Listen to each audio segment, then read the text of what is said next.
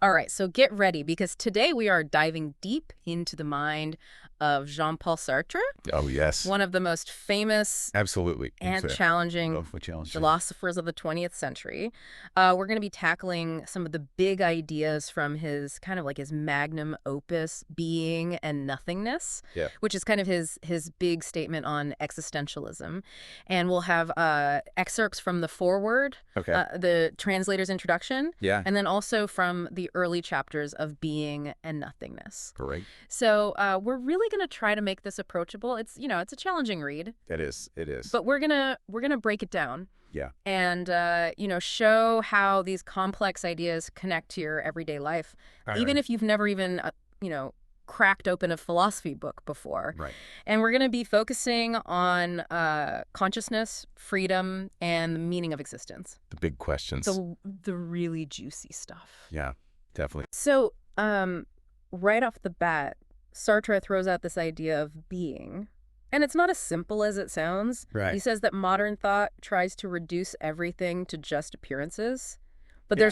there's something more fundamental going on. Right. It's like he's not saying that appearances don't matter, right? Okay. It's more like think of like Yeah. a magician pulling a rabbit out of a hat. Right.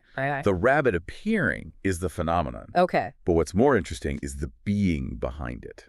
Oh. Like the magician's skill, the trick itself. Oh. You see what I mean? Yeah. The So the being is like the underlying reality that makes the appearance possible. Exactly. And to illustrate this, the translator, Sarah Richmond, Okay. gives a great example from Proust. She says his genius isn't just in his published works, it's the inexhaustibility of them. Oh, okay. So it's like the infinite Right, potential yeah. for interpretation. That goes beyond the physical books themselves. Yeah, I'm starting to see what you mean. Yeah. So it's not just about what we see on the surface, but it's about understanding the deeper reality behind it. Yes. But where does our consciousness fit into all of this? Well, that's where things get even more interesting. Sartre introduces this concept of nothingness. Okay. And it's not as bleak as it sounds. I have to admit, the word nothingness doesn't exactly scream like feel-good philosophy. I get it. Yeah. I get it. But Yeah. think of it this way. Have you ever felt stuck in a rut? Uh-huh.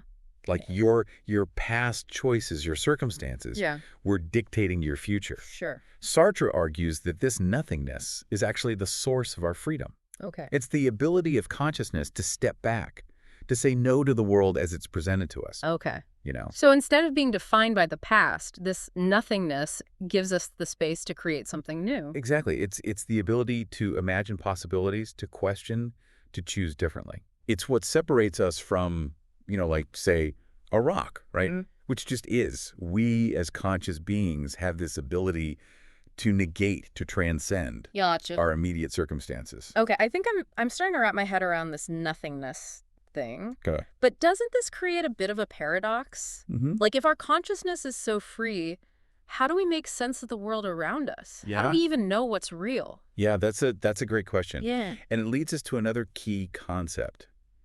The problem of essere percipi. To be is to be perceived. Okay.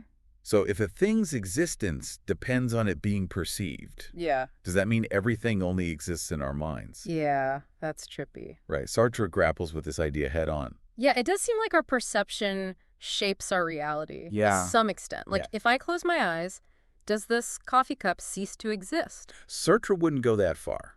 Okay. He agrees that we can't reduce things Okay. to just our perception of them. This table isn't just a collection of my thoughts about it, Mm-hmm. but he also rejects the idea that we're just passively absorbing the world. So it's not just our minds creating reality, Right. but we're also not just like sponges soaking it all up. Right. Perception is active Okay. and spontaneous. Okay. He uses the example of a hand. Okay. It can grasp or crush because it can also be grasped or crushed. Mm-hmm. Consciousness, he argues, doesn't work that way. So our consciousness is like this untouchable force that can't be acted upon Yes. in the same way as a physical object. Yes. But it's still engaging with the world, shaping how we see things. Exactly. We're not just passively receiving information. We're actively making sense of it, interpreting it. Yeah. And this interpretation influences our choices and our actions. It sounds like Sartre is saying our consciousness has this amazing power to shape our reality. It does. But doesn't that also mean we have a tremendous amount of responsibility? You're hitting on a crucial point. Yeah. Sartre rejects deterministic views Okay. that say, we're just products of our environment Yeah. or our past. Uh-huh. He argues that even within those limitations, we always have a choice. So even if I can't change my past, I can choose how I respond to it, Yes. how it shapes my future. That's the power of human consciousness. Mm-hmm. This is where Sartre's ideas about freedom become really profound and maybe a little intimidating. Okay.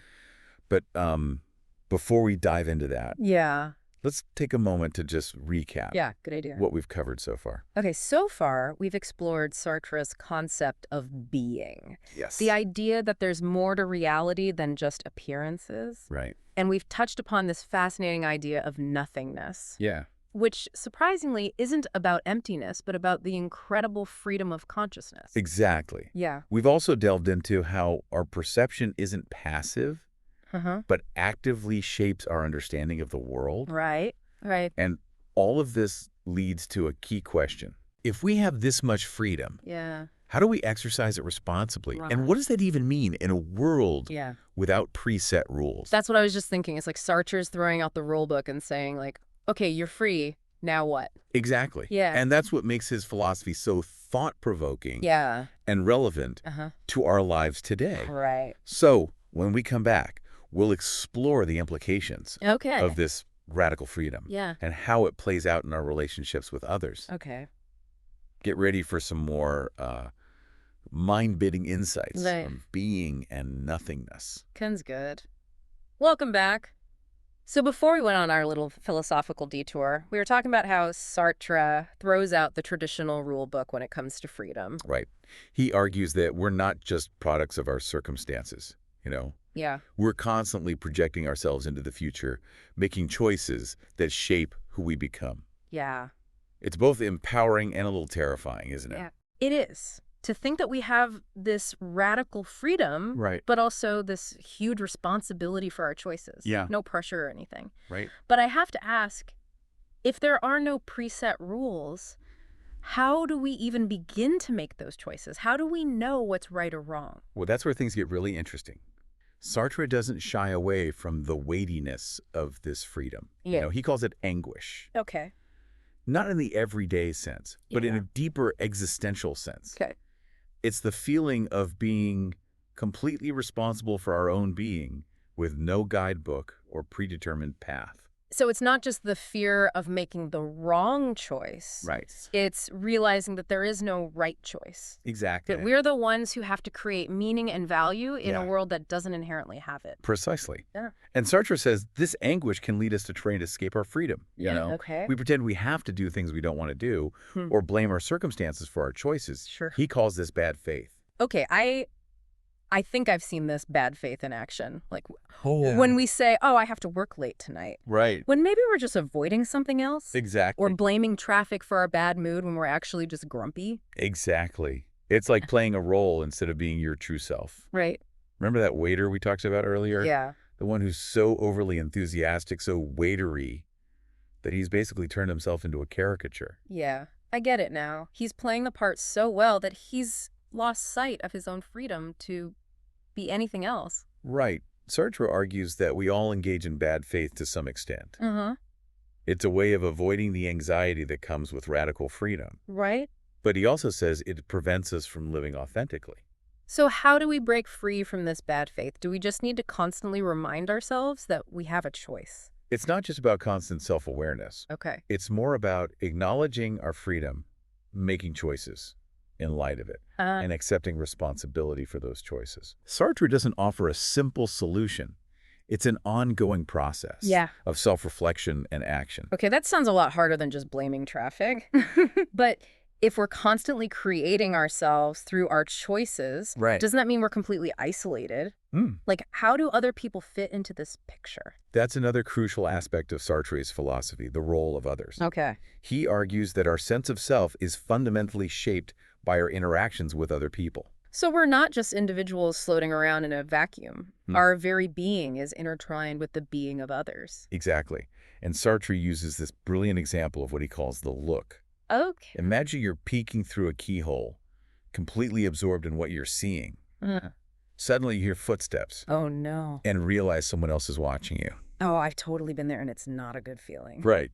In that moment, you become aware of yourself as an object in the other person's world. You see yourself through their eyes. Yeah. And it can be deeply unsettling. It's like you're suddenly aware of your own existence. Yes. In a whole new way, and not always in a flattering light. Exactly. Sartre argues that the look can make us feel objectified, judged, even alienated from ourselves. It's a reminder that we're not just subjects experiencing the world, but also objects being experienced by others. So we're both looking and being looked at. And this look from the other can actually change how we see ourselves. Precisely. And Sartre says this dynamic can lead to conflict. If both people are trying to assert their freedom, they're essentially competing for recognition, for validation. That makes sense. It's like this power struggle. Right. Where each person wants to be the subject. Yes. And the other becomes the object. Exactly. Which might explain why relationships can be so complicated. Exactly. Sartre doesn't offer any easy answers. He's not saying all relationships are doomed to fail, but that we need to be aware of these complexities. Right. The power dynamics at play. So it's about recognizing that our freedom is always intertwined with the freedom of others. Yes. And that navigating those relationships requires a lot of self-awareness. Yeah. And, well, maybe a little bit of grace. That's a great way to put it. But it also brings us to an even bigger question. If our values are shaped by our interactions with others, and there's no inherent meaning in the universe, how do we even begin to create a moral framework for ourselves? That's a huge question. I guess we have to delve into Sartre's ideas about ethics. Exactly. So when we come back, we'll explore one of Sartre's most provocative and controversial ideas. The idea that we create our own values in a meaningless universe. All right, we're back and ready to tackle kind of the final frontier of our Sartre safari, ethics. The big one. So we've talked about consciousness, freedom, the role of others. Right. But how do all these pieces kind of fit together when it comes to like figuring out how to live a good life? Well, strap in, because this is where Sartre's philosophy really throws a curveball. He argues that because there's no God, no preset moral code, we are entirely responsible for creating our own values. So it's not like we can just pull out like the 10 Commandments or some like universal rule book and say, okay, here are the guidelines, let's follow these. Nope. Sartre says we're on our own.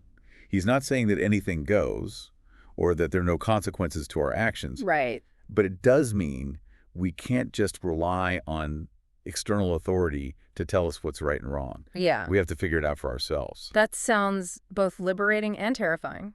Yeah. Liberating because we have the power to shape our own moral compass. Right. But also kind of terrifying because, like, what if we get it wrong? Right. What if we choose values that lead to bad outcomes? That's the existential dilemma, isn't it? And Sartre doesn't sugarcoat it. Right. He calls this freedom a burden and a gift. Okay. A burden because it forces us to wrestle with these tough questions. Yeah. But a gift because it means we're not bound by any fixed or absolute system of morality. Okay, so no pressure. Right. But seriously, if we're the ones creating our values, where do we even start? It's like being handed a blank canvas and told to paint a masterpiece without any brushes or paint. I love that analogy. Yeah. And it gets to the heart of what Sartre is saying. We're not just passively following rules. We're actively creating the moral landscape with every choice we make. So we're all artists. In a way. But instead of painting on canvas, we're painting with our actions. Yeah. Our relationships, like our whole way of being in the world. Exactly. And just like an artist might draw inspiration from others. Right. We could look to the great thinkers and activists who have come before us. Yeah. But ultimately, the creation is our own. We have to decide what kind of world we want to live in. Yeah. And then make choices that reflect those values. That's a big responsibility. But if there's no universal moral code, doesn't that mean everyone just ends up doing whatever they want? Like, doesn't that lead to chaos? Not necessarily. Sartre argues that while we have the freedom to choose our values, those choices have real consequences. Yeah. We can't just say, well, I decided this was okay. Right. So it doesn't matter if it hurts someone else. Right. Our actions affect others, And we have to take responsibility for that impact. So it's not just about deciding what's right for me. Right. It's about considering how my choices affect the people around me. Exactly. About creating a world that's good for everyone. That's a key part of it. And it brings us back to the idea that our freedom is always intertwined with the freedom of others. Right. We can't create a truly ethical life in isolation. Yeah. It has to be grounded in a sense of responsibility towards others. So Sartre's ethics aren't just about personal fulfillment. Right. They're about building a more just and compassionate world. Exactly. And he recognizes that this is an ongoing process. Our values might evolve over time as we learn and grow. And that's okay. Yeah. What matters is that we're constantly engaging in this process of reflection, asking ourselves tough questions, and making choices that align with our deepest aspirations for ourselves and for the world. This has been an incredible journey. We've gone from the nature of being to the depths of consciousness, the complexities of relationships. Right. And now to this powerful idea that we're all responsible for creating our own values. It's definitely a lot to process. It is. But I think Sartre would say that's the point. Right. His philosophy is a call to action, a challenge to wake up to our own freedom. Yeah. And the incredible responsibility that comes with it. It's not about finding easy answers. Right. It's about embracing the complexities of being human and striving to create a world that reflects our values. Yeah. Even if those values are constantly evolving. So Being in Nothingness isn't just a book. It's like a roadmap for living a more meaningful life. That's a great way to put it. Yeah. And while we've just scratched the surface of Sartre's thought, I hope this deep dive has given you a taste of the power and the challenge of existentialism. Well, folks, there you have it. We've climbed the philosophical Mount Everest that is being and nothingness. Maybe you're feeling a little existential angst right now. Yeah. But remember, that's a sign that you're alive, that you're thinking deeply about these questions. And as Sartre himself might say, choose well. Oh, okay. Keep questioning, keep choosing, and keep diving deep. Until next time, keep exploring the world with curiosity and a sense of wonder. And remember, the meaning of life, well, that's up to you to create.